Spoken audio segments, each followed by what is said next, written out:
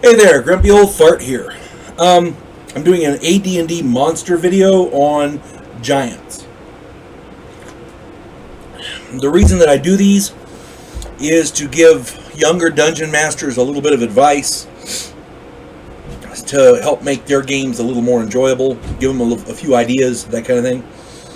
I do a plethora of AD&D video stories, AD&D hacks for players who want a little edge here and there. And the whole point is I've been playing this for a long time, more than 40 years, and running it for more than 40 years. And I enjoy it, and I want to make everybody else have fun too, you know? I want to give everybody else the opportunity to have fun playing this game. And the more fun, the better. So here we go. I'm doing a video on giants. One of the most prolific creatures in all of mythology is the giant. They are prevalent in legends all around the world and are even mentioned in the Bible. So there's some legitimacy to them. In Advanced Dungeons & Dragons, there are many different varieties of giants. They are listed in the Monster Manual, Monster Manual 2, and the Fiend Folio. By size and hit dice, I'll list them here. Storm giants are 21 feet tall. They have 15 plus 2 to 7 hit dice. Their alignment is chaotic good. Fog giants are 18 feet tall. They have 14 hit dice, and they are neutral in alignment. Cloud giants are 18 feet tall as well. They have 12 plus 2 to 7 hit dice, and they are neutral as well. Frost giants are 15 feet tall. They have 10 plus 1 to 4 hit dice, and they are chaotic evil. They're the biggest of the evil giants. Mountain giants are 14 feet tall. They have 12 hit dice, and they are chaotic neutral in alignment. Fomorian giants are 13 and a half feet. They have 13 plus 1 to 3 hit dice, and they are neutral evil.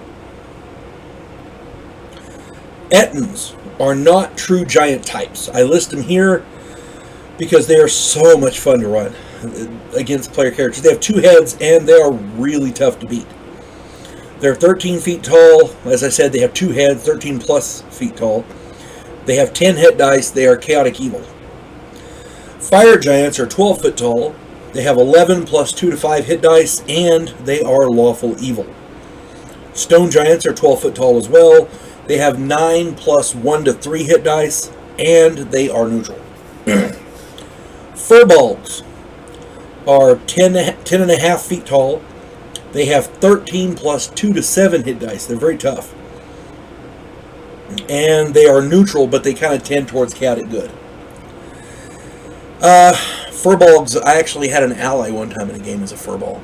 He was the ally was a Furbolg. I was running a human.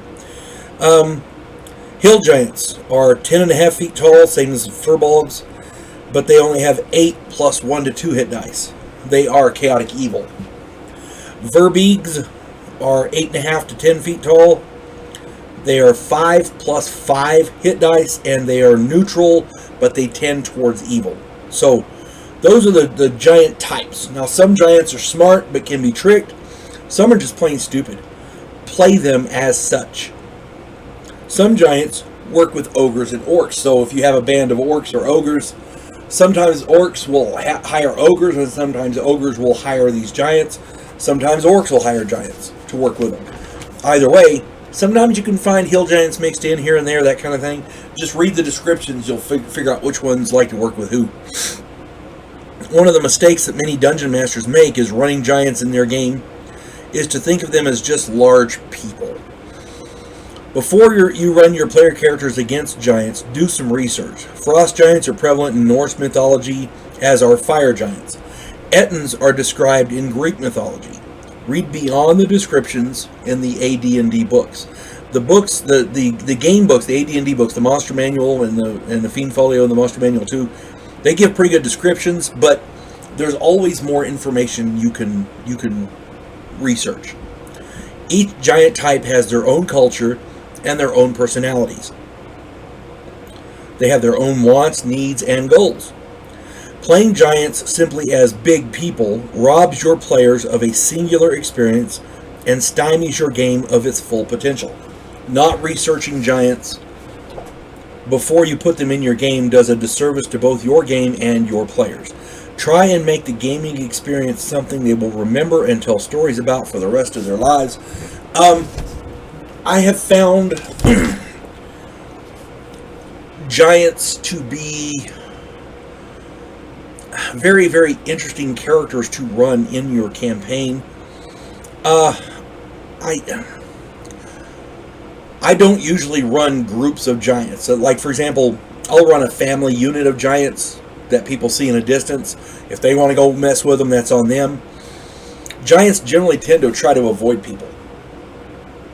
Hill giants and verbeegs and like that, they're more...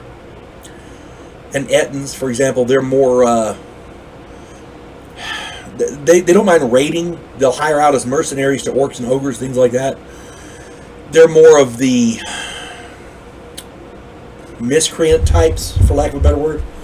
And so when you run them, you have to run them accordingly. You have to, if you run into a bunch of them, if your group runs into a bunch of those things, they better be pretty well prepared. I wouldn't run anybody into a giant unless they were at least 6th level minimum, but that's me. I would never tell you how to run your game. I'm just giving it advice. This is, again, I'm not saying this is how you have to do it. This is my advice. That way, if they do have to fight one, they at least have a chance to get away. You know what I'm saying? At any rate, I hope this finds everybody well, and I hope you enjoy playing Dungeons and Dragons. You folks have a good day. God bless one and all.